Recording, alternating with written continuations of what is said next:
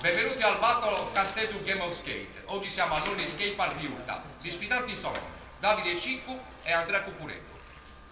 Ogni trick proposto deve essere ripetuto dallo sfidante, che per ogni sbaglio prende una lettera. L'ultima lettera ha 2 tentativi.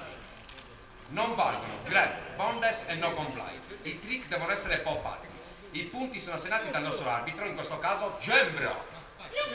Quindi ragazzi, buona sfida, Papperi, per Zuber.